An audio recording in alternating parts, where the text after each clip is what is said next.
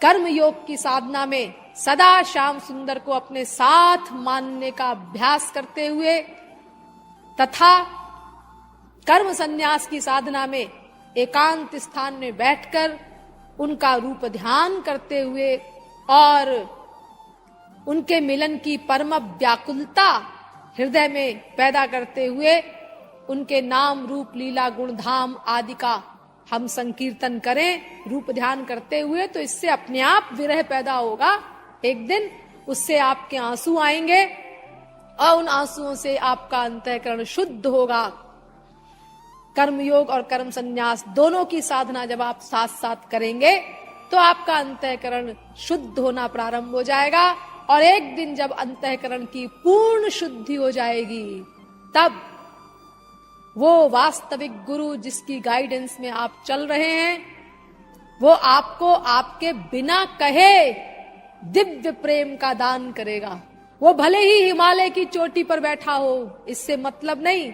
वास्तविक महापुरुष अपने शरणागत के प्रत्येक क्षण के प्रत्येक संकल्प को नोट करता है और अप्रत्यक्ष रूप से सदा उसके साथ भी रहता है, उसको दिखाई नहीं पड़ता। तो जिस क्षण आप अधिकारी बनेंगे उसी क्षण आपको कहना नहीं पड़ेगा, वो नोट कर रहा है, वो आपको तुरंत दिव्य प्रेम का दान करेगा। और उस दिव्य प्रेम के प्राप्त करते ही त्रिगुण निवृत्ति, त्रिकर्म निवृत्ति, त्रिदोष निवृत्ति, त्रिताप निवृत्ति, पंचकोश निवृत्ति, पंचक्लेश निवृत्ति, माया निवृत्ति, आनंद प्राप्ति, ये सब हो जाएगी।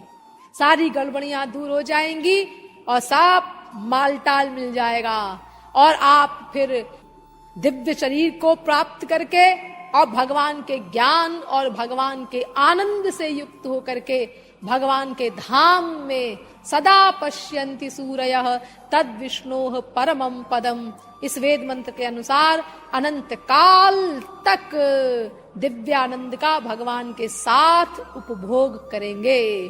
फिर ऐसा नहीं है कि हाँ कुछ वर्षों रहेंगे फिर वहां से लौटना पड़ेगा हमको। मुक्त का बंधन नहीं हुआ करता फिर संसार में।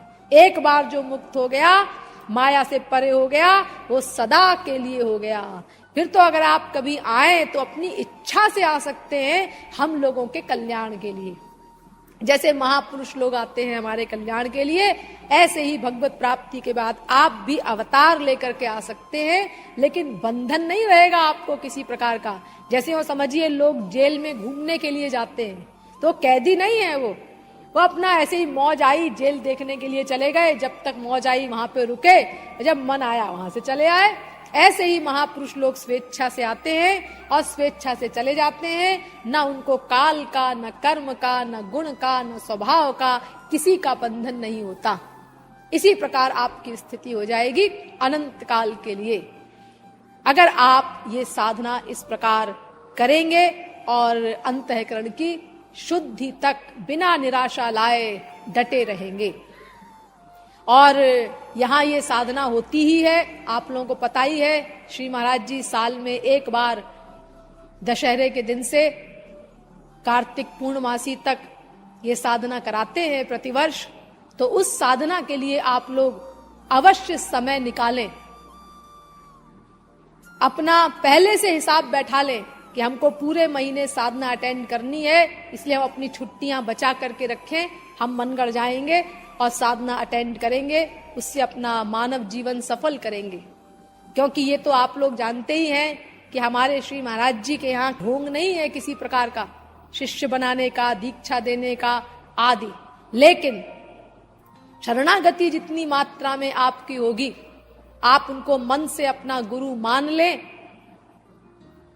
और शरणागति करें। शरणागति माने उनके आदेश का पालन, मन बुद्धि की भीतर से शरणागति।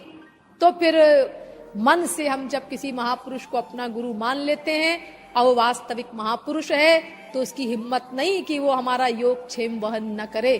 और ये आप लोग जो लोग महाराज जी को अपना गुरु मन से मानते हैं, वो इस चीज का भली भांति अनुभव करते हैं कि वो आपको आगे बढ़ाने के लिए कितना परिश्रम करते हैं, कितने उपाय करते हैं कि आपकी प्रगति हो ईश्वरी जगत पे क्षण क्षण। भूर्ज तरु सम संत कृपाला, परहित सह नित विपति विशाला। इस रामायण की चौपाई के अनुसार उन्होंने अपना रोम रोम लगा दिया है विश्व के कल्याण के लिए। और इस प्रकार लाखों लोग महाराज जी की गाइडेंस में भगवत प्राप्ति की साधना भगवान के लिए आंसू बहाते हुए कर रहे हैं। तो इसीलिए यहाँ स्वयं श्री महाराज जी साधना कराते हैं साल में 1 महीना, उसका आप लोग महत्व समझें और उसके लिए अपनी छुट्टियां हमेशा बचा करके रखें और प्रतिवर्ष आते रहें इसी प्रकार साधना करने के लिए।